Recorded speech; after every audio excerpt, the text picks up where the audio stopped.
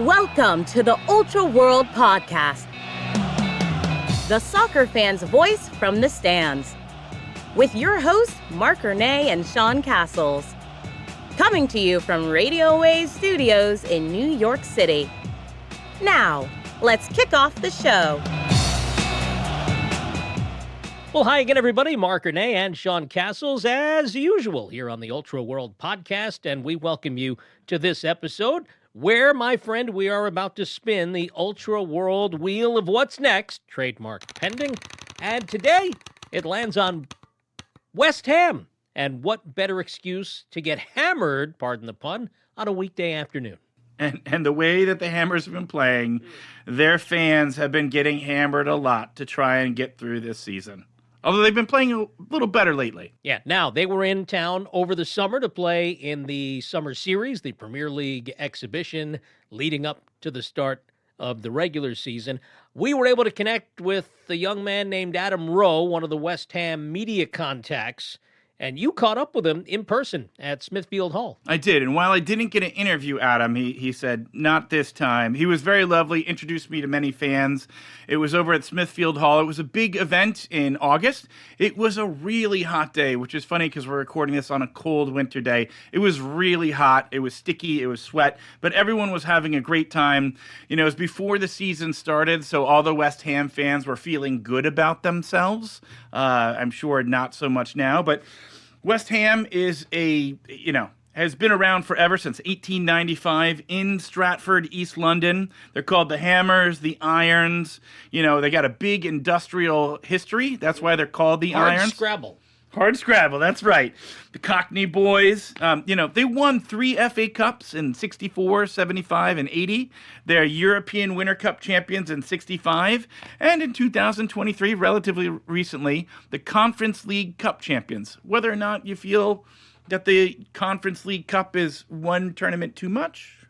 Listen, hardware is hardware, and it is hard to come by. So you take whatever you can get.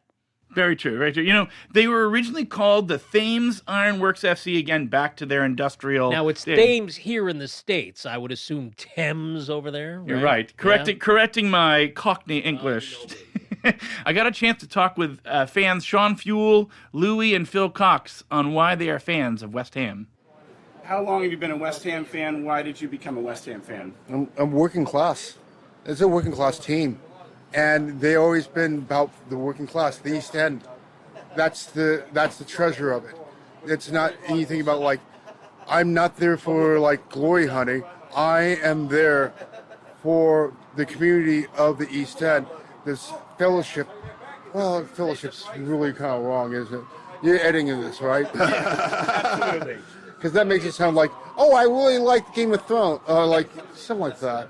I'll make you look good there. So yeah, but like it's I love the East End, always have, and it's always following the sport. It was like it's the East End club. It's community that I love, that I follow, that is my family, and that's more of what it is. It's not supporting. It's my family. And have you been a fan your whole life? Or when did you become a fan? Well, since early 90s, all that. We never got like the games over here like there is now.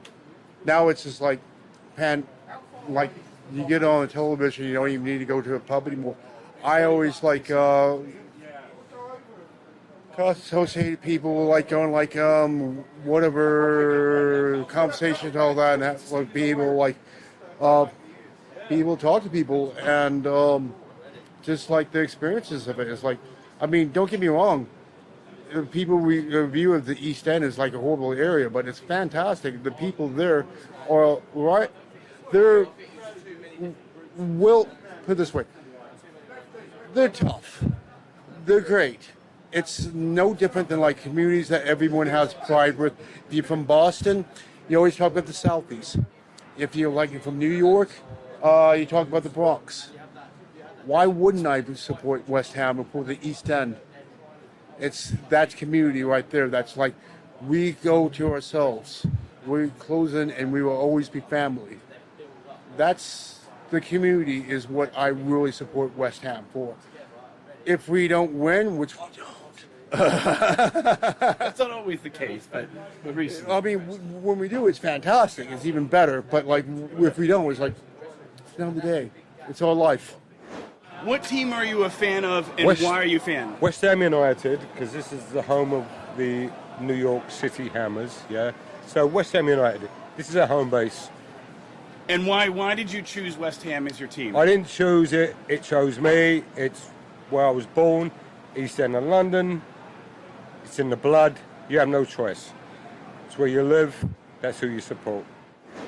What team are you a fan of? I've been a West Ham fan for 60 years. And why are you a West Ham fan? It became after we first won the FA Cup in 1964. Or was it after West Ham won the World Cup in 1966? Well, we did the trilogy. We did the FA Cup 64, Cup Winners' Cup 65, World Cup 66. But maybe there was some peer pressure from one elder brother that was a West Ham fan. I also had a dad that was Arsenal, a mum that was Liverpool, and two older brothers that were Fulham and Tottenham. I could not go there. I had to go with a team that was winning everything. FA Cup, Cup Winners' Cup, World Cup. No other team has done that in England. End of story. Joining Phil on this interview was his wife, Jenna, who I was initially talking to, and she brought him over.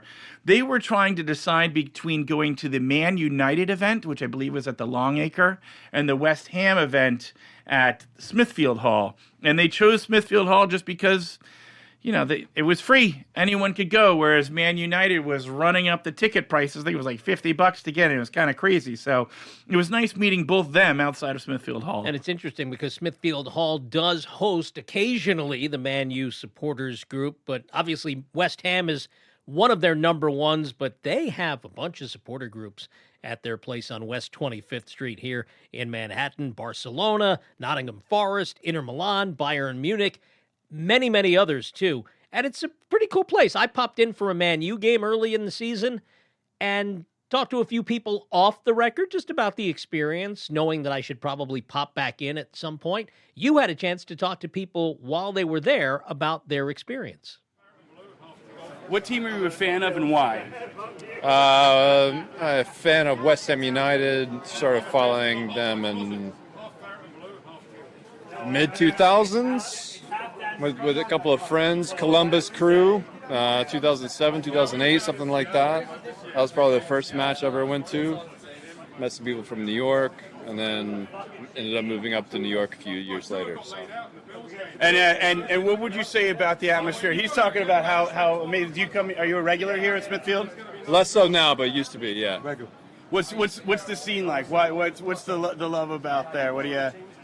What do you know, love about it? There's a couple of good 30, 40 diehard people that come out week on week, and then Thanks, Louis. you know what's great beyond that is people coming in and visiting. So you've got a lot of London tourists, obviously, people from all over the world coming in, and this is a nice pub because it does represent a lot of different clubs, but for the Premier League, Manchester United and West Ham United, this is the home. So, Where do you watch the games? I watch it this place. Here at I watch Smithfield? it at Smithfield's. Very nice. So you're around the corner, or are you coming all the way in here? I come all the way in here. I used to live in the Upper East Side. Then I got priced out of that place. That's another conversation for another podcast. And I live now in Jersey and all that, and about to move to someplace else that's going to be more fantastic, that has the same kind of community I feel for. While I was at Smithfield Hall, I asked some of the West Ham fans to describe West Ham fans, give me a few adjectives. Brandon Capps gave me 3 quick words of what he would use to describe West Ham fans. We got a little thing from Phil here as well about talking about why people should become West Ham fans. But at the very end, Sean Gaway gives a really epic soliloquy to try and attract the new fans. Give me 2 or 3 adjectives to describe being a West Ham fan. I'll do my best. Number 1, pain.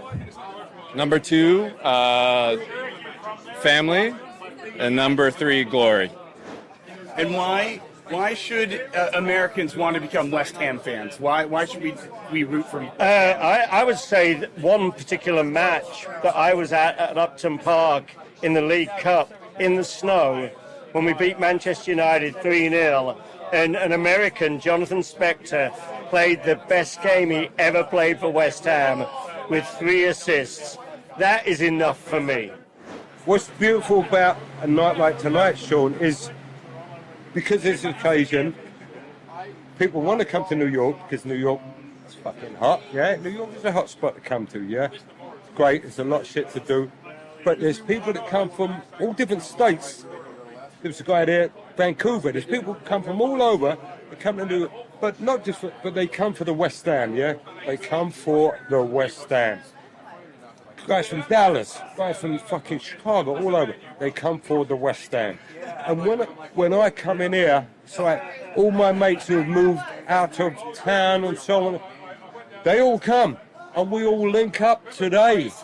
I ain't seen a lot of my mates here in a year, 2 years, 3, in a very long time. Yeah, that's fucking love. In a long time. But today, because it's a special fucking occasion, yeah, we got the Manx. Man United, all right, now you know. And it's fucking New York City, even though we're playing in Jersey, but it's a New York energy and vibe and all that, yeah? And they're all there. That's, I don't know how many, there might be 200 people in there. Yeah, there is. It's Maybe 200 people. Fucking awesome crowd. And I love them. I've seen them in so long. Fucking awesome. And it's all, these occasions bring us all together. And it's all family. We all sing the same song. We all drink the same fucking whatever the fuck we drink and all that. Yeah. What is the beer? Stella's the beer of choice. Yeah, Stella's. But you know, everyone's got your Guinness and your gins and whatever, and tequilas and whatever. But you know, the staple is, you know, you're drinking a beer, it's a Stella. Yeah. But anyway, but this is fucking on. And like I said, and what's beautiful about it, every week that we play, all the tourists that come here, everyone greets the fucking tourists, and everyone becomes mates with these new tourists, and they always come back. That's why I'm doing this podcast. They always come back. Me personally, I'll talk to every tourist that I can, you know what I mean? And we'll have a chit chat, and before you know, we're exchanging information, just to be all linked up. You come to the UK, here's my number. You want to see a game in the UK? Here we go. And it's the same here, vice versa. Yeah. The family is fucking beautiful, mate. Smithfield Hall is a great place to watch the games, but nothing is like watching it in the stadium. I've actually had a chance to attend a game at London Stadium. It's my only Premier League game I've attended, where the Hammers lost to Crystal Palace. And I learned, this is embarrassing, I learned a really valuable lesson. My friend Eric Klein got me tickets. This is 2019. It was a great match. It was, I believe, 1-1. And I left early. I left with 5 minutes to go, and I thought, because I wanted to get to the tube. I wanted to beat the traffic to the tube. No, I hate crowds. I hate packed subways. And I was like, you know what? I thought it was going to be really smart because I used to do this at the Jets games and basketball games. We blow out. Well, the Jets often give you a reason to leave early. They do. And I've left early and I beat the traffic and I'm like, smooth sailing. Because I hate nothing more than traffic. Traffic is the bane of my existence. So I thought I was being smart. And I'm going to tell you, audience, don't ever leave a game before stoppage time is over because magic happens in those final minutes. I feel like almost all the scoring sometimes happens in those final 2-3 minutes. You know, it's funny you're talking about that. And immediately what comes to mind about leaving early, 1988 World Series, Dennis Eckersley gives up that walk-off home run to Kirk Gibson. And if you watch the video replay, more than even where the ball lands in the stands, it's all the taillights out behind center field of the fans that were leaving Dodger Stadium. Where are you going? It's the World Series. You can't leave early. I never leave anything early, much to my detriment, because you get stuck in some hellacious traffic jams, especially here in the New York metro area. And speaking about leaving games early, let's hear what Phil has to say about actually attending the games. How often do you get to go to games? Are you a season ticket holder? I am a season ticket holder, and in fact, the last 7 or 8 times I've been over the pond to see West Ham play, we have won every match. They should be paying me to fly over there to watch them. I am their talisman, and I love them, but I also support. I'm so sorry. I believe we were there for one match when I beat you. But not within the last 8. Oh, okay. 8 years. And I need to sorry, not 8 years. 8 matches that you've been to. And actually, it was an offside decision that wasn't given. Mata was offside when he scored that goal at the London Stadium. And it was close. But we'll take it. You know, isn't that awesome, right? You ask a question, spouse finishes the answer. Sign of a very happy couple, usually, right? If your spouse can finish your sentences for you. There are other times, and I'm not saying it happens in my case. Love you, Marn, and I know you love Kendra, and you would never say this about her either, but every once in a while, spouse tries to finish the other sentence, and it winds up like a Mad Libs. It was first off, Jenna and Phil, thank you so much for doing an interview with me. You guys might remember, I believe it's in our first episode, we give them a little shout out to them about how they deal with being fans of different teams. And I will give another shout out to their lovely little dogs who are named after some players. Aww. But, we're always looking for great stories of soccer that bring people together here. Mm-hmm. And COVID was one of those moments. It's kind of a running theme of what a lot of people bring up here on this podcast. Louis gave me a great story about the magic of watching a game together, even when it's outside the bar. Can you give me a story of one of the wildest not something that happened on the pitch, a moment watching, but like a wild moment you had as a West Ham fan with other West Ham fans? Do you have any crazy stories? With other West Ham fans? With other West Hams, or even just yourself, like in being a fan in the scene. Listen, one of the most glorious moments, actually there's 2 glorious moments that I can, within the last 5 or 6 years. One was when we was in lockdown, Lockdown, 2019 and all that, They had all the outside seating, Yeah. Let me grab my drink. Yeah, of course. All the outside seating, right? Which wasn't bad. All out there. We're playing spuds. Right? We're not getting battered, but it's a 3-2 game, right? And we're all out there on the sidewalk, right? Everyone's wearing fucking diapers over their face, If you look at those pictures right now of like when everyone was masked up, it's like, it looks like diapers anyway, here nor there. But anyway, everyone's outside. Good day, big day too, because it's Spuds, it's a fucking proper day. There's 30, 40 people out there on the sidewalk, the sidewalk. And there we are, with 3-2 down, right? And Lanzini gets a fucking opportunity, right? And he fucking hits the fucking ball. I want to say it wasn't 30 yards. It could have been 40 yards plus, right? And he fucking cracks that ball and puts that ball in to tie the game in the final minutes of the game, to tie it, which is imperative, because the tie gives you a point, You can play as hard, as fucking awesome as you want, but if you lose 3-2, a loss is a loss. 3-3, he ties the game. This sidewalk erupted. It erupted. They had cameras out here, right? But apparently there was no one tech savvy enough to retrieve the footage. That day was just a brilliant fucking day, It was a brilliant fucking day. Just to tie the game and make it 3-3. And you can actually look at YouTube videos and watch videos of bars in the UK and all that, and watch the reaction of us trying that game. It's just a fucking brilliant moment. That's one brilliant moment. One more brilliant moment clearly was, the conference tournament, where on an average day, right, here, we are let's say 15, 20 strong on an average day, on a 7 7 o'clock on a Sunday morning, yeah? No one's getting that, No. but there's 15. There's probably less than 15.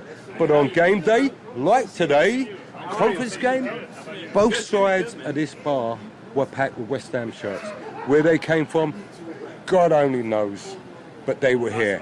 There were 200-300, whatever this fucking place holds, yeah, 200-300 fucking people. Or West Ham, they're everywhere. They might not want to get up at 7 in the morning like us lot, right?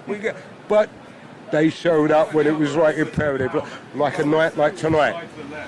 Don't know 2/3 of these people.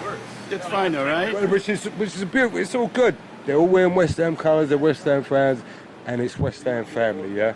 So that's where we are. The only game I've ever gone to, I when I was in London, I actually went to West Ham Crystal Palace, 2019 before the whole overhead kick. Was it Andy Carroll's overhead kick? I don't remember. It was a tie. It was a tie. It was 2-2. It was. Yes. Lanzini's equalised against Tottenham, 3-3 down. Told about that one. Tell me about it. COVID, right? There's no crowd there, mate. I know, but what a strike. You'd have taken the piss out of the yids all day that day, right? You know? That was during lockdown. COVID, yeah. We were all out here. I told them about it. It was one of the fucking best moments in Only got a recent years. point, but you're 3 down, right? In 15 minutes, right? And in the last 12 minutes, Fucking 3-3. killed him. Oh, mate. Oh, Harry Kane I actually shot like missed this. that part because we were 3-0 down. I missed that part. We were 3-0 down. And to come back from 3-0 down 15 and bring it up, right? And bring it up. In 15 minutes. Yes. First 15 minutes were 3 Yeah, mate. That was a glorious fucking moment. It was a brilliant fucking day. Brilliant fucking I wish there was a crowd there, though. Dude, boy, we were there. Yeah, I've been a while late, We were right? here. Cameras were here, but there was no one tech savvy enough to retrieve the footage because this sidewalk erupted. It was during lockdown, during COVID shit, Yeah. Fucking, no one could get the fucking retrieve the shit. But it was a brilliant fucking Yeah, I was in moment. vain. And now we're talking rivals. I was kind of surprised that Millwall and Tottenham were the most brought up. West Ham fans have a tough reputation. Yeah, that's one way of putting it. There's a fantastic book, later turned into a movie that starred Charlie Hunnam and Elijah Wood called The Green Street Hooligans. I won't go beyond that, but it is a really interesting read and watch. Well, and fortunately, that hooliganism stuff, for the most part, the vast majority even, has changed so much for the better. And, we can only hope that the tide turns here in the States as it relates to some of the nonsense that we see at football stadiums across the country. The baseball stuff gets out of hand a little bit too. It's interesting. There are probably more fights between the players in the NBA than between fan bases. And, we have had the good fortune to not have very many hooligan type episodes in Major League Soccer here in the States, right? Very lucky. And I would say regarding the NBA, occasionally it's the fans and the players, but let's hope that doesn't continue to happen. Like in the NHL, when the Boston Bruins and Mike Milbury went into the stands and actually beat a fan over the head with his own shoe, which Ron Artest. kind of funny. Yeah, we're Malice at the Palace with Artest, Meta World Peace. Yeah, we remember that, unfortunately, all too well. Anyway, it's all changed for the better. We're going to talk to Louis, Brandon, and Phil here and hear what they have to say about West Ham's rivals. Who would you consider West Ham's biggest rival, and why should I not choose that team to become a fan of? Listen, our real adversary is a team that's really not in our division, which is Millwall. You know what I mean? Me personally, I don't have nothing against Millwall personally. They're passionate fans and all that. They love their team and all that. We love ours and all that. But they're like our biggest adversary team.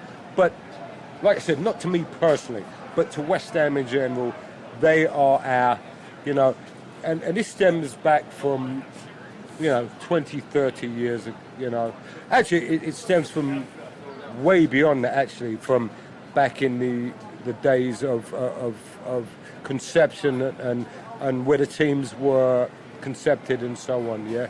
So, but as far as like modern day, like I said, because Millwall are really not our rivals. Who else is our real rival right now? anyone who's above us, to be quite honest.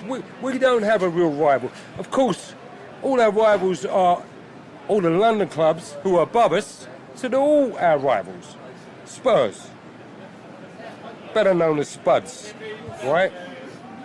And I have a The Gooners, anyone, all the London clubs, of course, they're our adversaries. Chelsea, Chelsea. They're our real rivals. It's the London clubs because it's all about London pride, yeah. And of course they spend money. They listen. Take nothing away from teams that play well and win trophies. It's a beautiful thing, yeah. We want to be there also. What do you consider West Ham's biggest rival, and why should I not choose that as my team of fandom? Why should you not choose that? But what team do you dislike the most? And would you say, don't become a I fan? mean, there's natural rivals with West Ham United. There's Millwall, there's Tottenham Hotspur. Those are the two massive ones. Any team in London, really, you go to Chelsea. Chelsea's a big one. Arsenal, as of late with Declan Rice, has definitely raised that back up to the top of the list. But in terms of why you shouldn't support them, I don't know how to answer that necessarily. That's okay. There's But no wrong answer. I'd say modern times, yeah, Tottenham Hotspur is definitely probably the top. They just won a trophy, so congrats to them for reaching what we reached a few years ago. I'm asking this of everyone, I know it's a very inclusive community in soccer, but who is West Ham's biggest rival, and why should I not be a fan of that team? Millwall are our biggest rival because we hate them because we stole their industry. But in the Premier League, I think the biggest hatred is with Spurs because when West Ham decided to leave Upton Park and take the Olympic Stadium, Spurs said they wanted to get it. We're in East London, they're in North London. It was a decision that wouldn't have appeased any of the fans. I have two brothers that support Spurs. I've got nephews that support Spurs. We hate losing to Spurs more than any other team. If you were to give me a stereotype of a Spurs fan, like last night at the Everton thing, when they bring up Liverpool and they would say winner pickers, what would you say is the stereotype of a Spurs fan? No trophies. Oh, wait, hang on. Wait, what? This year, Until May, no trophies. Does that count? Does the conference league count? I guess it No, does. it was Europa. Oh, it was Chelsea Europa. was conference. Got it. That's what it was. But it was the worst final ever. They've spent money. They've got an ownership and a hedge fund guy that's got billions. They will not pay their players the money that the big teams attract. And they think they're a bigger team than they are. They almost got relegated. It wasn't for the three And we terrible finished above them. teams. There you go. Yeah. So did United. That's true. That's Even true. though they beat us in the Europa League final, which Worst I final will give ever. them kudos or kudos. No, we gave them kudos. Yeah. But, props to them for finally getting a trophy. They can finally, wipe Have a off the cabinet. windows of their cabinet and Very put small it in there. cabinet. Yeah, the one that has not been filled for almost 20 seasons. Speaking of hardware, of course, we've got the World Cup trophy that'll be lifted in our own backyard in the middle of July. Can't wait for that. It's interesting that they have already started putting up signs at the neighboring hotels around MetLife Stadium that not only is it dangerous to try and walk to MetLife Stadium from the hotels in the vicinity of East Rutherford, but it's also illegal. And people are up in arms, Sean. They want to know why can't they walk? Because a lot of people who are coming in from out of town and out of the country, they walk a lot more than the average American outside of New York City proper. They're up in arms. Why can't we walk? Quite frankly, it is dangerous.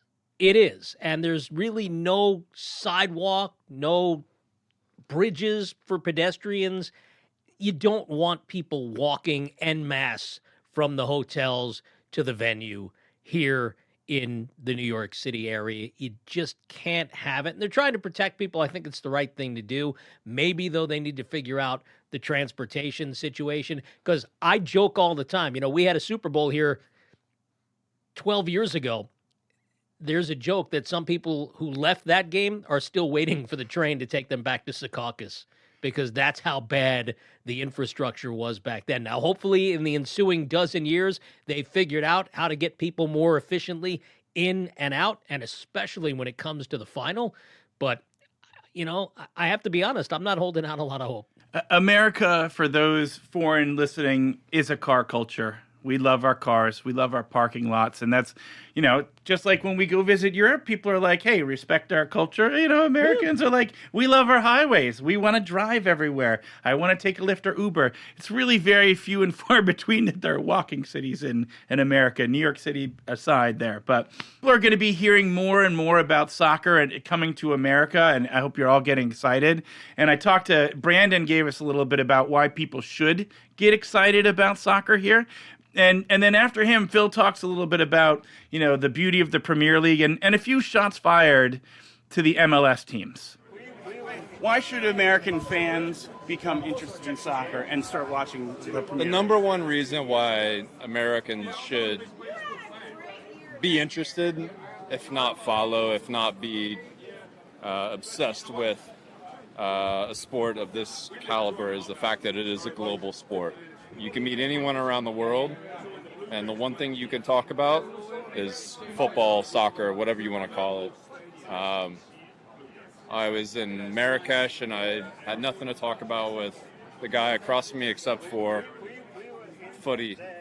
I could be in Paris, and the only thing we can talk about and have some kind of semblance of understanding beyond politics, beyond the economy, beyond the things no one really wants to talk about in terms of sports, is footy. So I would say, number one, if you are a person of culture, a person that enjoys traveling and enjoys things outside of the typical realm, soccer, footy, especially Premier League, European football, it's a rabbit hole. I'll put it that way. And why do you like the Premier League the best? I mean, myself, I'm an Anglophile at heart, so for me, that's just kind of a natural. But in terms of the sport, West Ham United and the family base, especially if you start going to enough matches, you start traveling with the team, you start meeting new people in the UK and Europe. When they come to the US, obviously, you start to meet people and you start to build a rapport with people, and it becomes more than just a game. It becomes, I think I'd used the word family before. It does become that. Being an American and following a lot of other sports since being a kid, it's sometimes rare to find that connection beyond the actual beginning and end of a game or a match. And so for me, that was a big part of it. It was a community, a culture, if you will. And I would say the English side of the sport has a deep-rooted history and culture in terms of the sport. Other countries and other leagues obviously have a rich history, but for me, that's what I first fell in love with. So. I'm taking this from the American who doesn't really know soccer. Each use, what is the team song? What is the song that usually leads the chants when you're at West Ham Stadium? Well, we got "I'm Forever Blowing Bubbles," which is an old 1920s song that goes back to a US soap commercial. But the whole thing is irons, irons, irons. That's it. We were at a Liverpool match last season at Upton Park, and the Liverpool fans were chanting, "You've only got one song."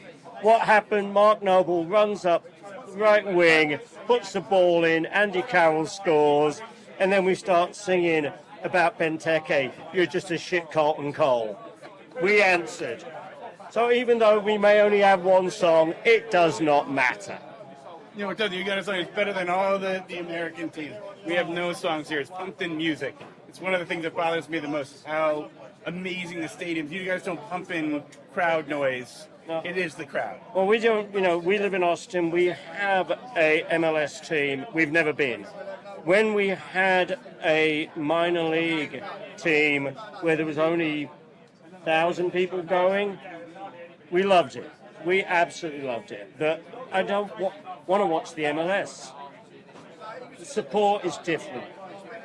First time Austin played, it was on national TV, and the commentators, it was on Fox. And our pub was packed to watch their first time in the MLS. The commentators said they're not even watching the match. They were just backed to the pitch, chanting, singing. That is not... We give banter. There is chat going on. But we are watching everything going on at a match. They criticise the tourists coming over to England to watch. I heard it today about all the Koreans going to Spurs to see Son play. We were at Old Trafford in May. A lot of Scandinavians there. I don't mind it. It's an international sport. You know, Mark, on the Ultra World podcast, we try and share real stories from fans telling what their experiences are, loving soccer, attending soccer, their life experiences with it. There's no getting around that the football experience back in the day was intertwined with violence. Yep. And Louis gave me an honest accounting of that part of British soccer history. You want to see a good video, Hooligan, the 85 about the ICF. That one there, it was all over YouTube nowadays, right? But take a look at that. That was the days. You can do some research. Just type in ICF, West Ham, Hooligan. You'll get a history of the club. That doesn't say that... I grew up in them days, right? I followed West Ham in them days, That doesn't right? say that West Ham is all about hooliganism, but you get an idea about the earlier days and conception and so on and so on. Yeah, it started in the 70s, right? Yeah. It all started in the 70s, late 60s, right? And then in the 80s it was its heyday, right? I loved it. I told him it's not right, but it was a lot of fun. A lot of fun, yeah. Tell me about what because Americans have seen a little bit with the Green Street Hooligans in the book, but that's all movies. Exactly, it's a movie. So tell me some stories. Based on similar scenarios, which are, the movie is glorified, of course, but it's based on those scenarios. The history of it, right? But I mean, I was up in Everton in the early '80s, right? And you get off the train there, right? And you never took the specials. You always took the inner city, right? Because you take the specials, the coppers are there, they hustle you on the buses, they take you everywhere, right? So you get off, you want to have a couple of pints. You're never going to get a couple of pints, right? So this little kid comes around the corner, 8 years old. He goes, "Excuse me, mate, can you tell me the time, please?" Right? You don't open your mouth. Because as soon as you tell him the time, fucking Cockney, there's 100 scousers coming down the road after you, right? Really? It's all set up. Because they know you're not from London. No, you're not from London. All the accents are different. It's like a New Yorker going to South Carolina or Alabama and going to a game. Right? They know you're not from around here. I used to go surfing in North Carolina. I get The pulled accent's over all the totally time. different, mate, right? Yeah. I mean, an hour north of me is Birmingham, right? They speak Peaky Blinders. They speak totally different, right? And there's the different regions throughout the UK are different accents. People know the difference. They can tell where you're from. Whether you're from Manchester or you're from Birmingham or you're from fucking Scotland or anywhere. People know because the accent is very different. Or a bleeding Geordie. I can't understand a word they bloody say. Right. If you're a pike, you're a jitbo. Everyone. Well, that's where a lot of the East End's from that, right? But well, how many times do you get to games? Do you try and get to as many games? I was back in London in May. Yeah. But unfortunately, the day I flew out, we were home to Forest. Came down to Everton. Home to Forest. We beat Man U the week before, but I couldn't get to Manchester that day, right? We won 2-0 at Manchester. 2-1. We lost. This last season. okay. We won 2-0 at Manchester, which is normally a special occasion, but who doesn't beat Man United nowadays, right? Simple as that, right? Our hotel has got Everton guys in there, right? So we're having a good laugh with them earlier today, right? So, Thank you, guys. The stories You were don't. there that final match at Goodison. The stories don't In end. 86. To be honest, mate. 86, There were West so Bromwich many the week stories. before. All right, yeah. How do you know unfortunately, like the early stories are all based on because the football rivalry I missed is 4 games that season, right? Because it was a bad winter. It's so not they're just playing 4 games of 6. not just us against you. It's territorial and it's hooliganism, like, you know what I mean? Because going to game is one thing, but the hooliganism thing was a big aspect of the whole football environment in the early days. It still is now, but not to the degree as it was 70s, 80s, and 90s, early 2000s, and so on. Yeah. Clamp down with the police and cameras everywhere, and people go, "My whole livelihood." But the people who were coming, who were hooligans, were regular individuals, people, office workers, and so on. People who just like for the team. I will fight for the fucking team. Yeah, I will fight for the fucking team. I don't want to go to jail for the team because you weren't getting locked up for it back then. But once governments changed and all that, and they said, "No, we're going to set an example, and we're going to make an example out of fucking people." It backed off. Wiser people said, listen, you know what, as much as I would love to go and crack someone's head open, just for the love of the club, let me back down a little bit. You know what, let me back down a little bit, you know, because you're in fucking jail. And then there's longer jail sentences and all that. So, you know, so nowadays it's a little different. It's you know, younger kids. It was still willing to roll the dice, take the chance and say, well, fuck it, I'll get away with it. Not smart enough to know, well, you're probably not going to get away with it, but they roll the dice anyway. So it still exists, but back then, different story. No one gave a shit. No one gave a shit in the 70s, that's for sure. The 80s, early 80s, people didn't give a shit.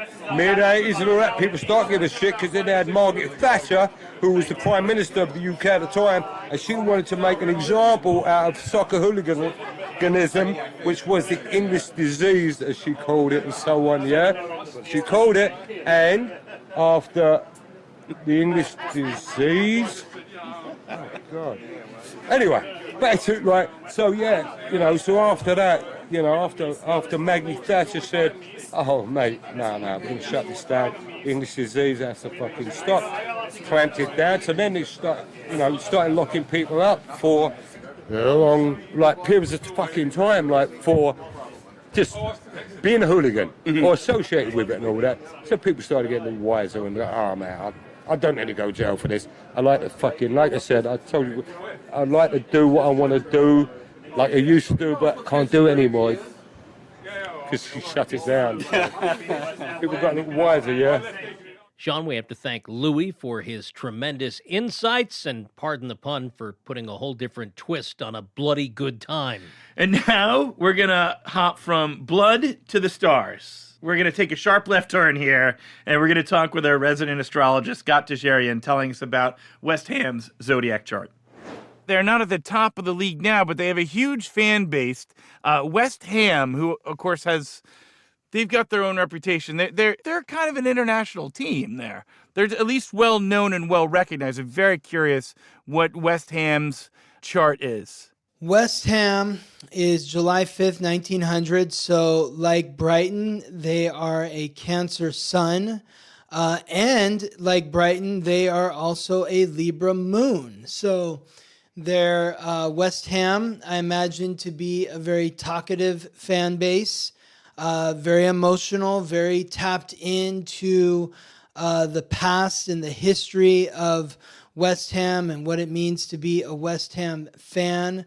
Like Brighton, they were also born with Venus in Cancer, so they're emotional when it comes to relationships, the relationship with the team, the fan base, really rooted in the history. Mercury is in Leo, so there's a sense of pride in the way that they communicate. And then Mars is in Gemini, and so there's something variable about the way that they act.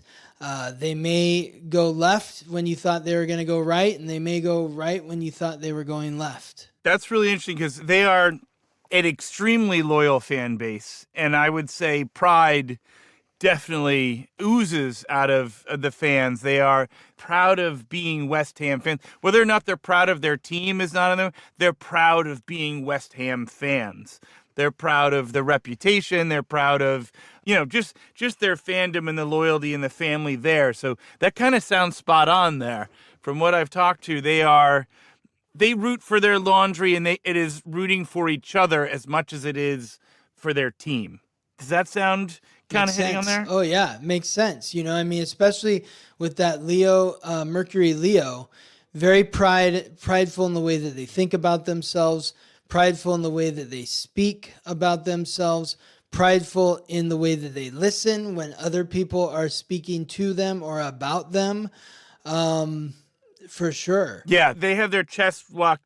Most of the fans they met, they're very proud of their team, or at least proud of their fandom. So their chests are puffed out and they wear their colors with pride. And that's the thing too, like when you say about the proud of the fan base, like I really think of like West Ham and Brighton, and I'm sure this is the case for, all the teams to some degree, but, I feel like those in particular, it's like, I'm West Ham because my father was West Ham. My grandfather was West Ham. My great-great-grandfather was West Ham. It's like there's like lineages of fandom where it goes back generations. I really feel that way for West Ham and Brighton. So I'm curious to know when you talk to the fans, if because when you think of some of these other teams, like maybe Chelsea, it's like, hey, I'm from California, I love Chelsea. It's like your dad wasn't a Chelsea fan. Yeah.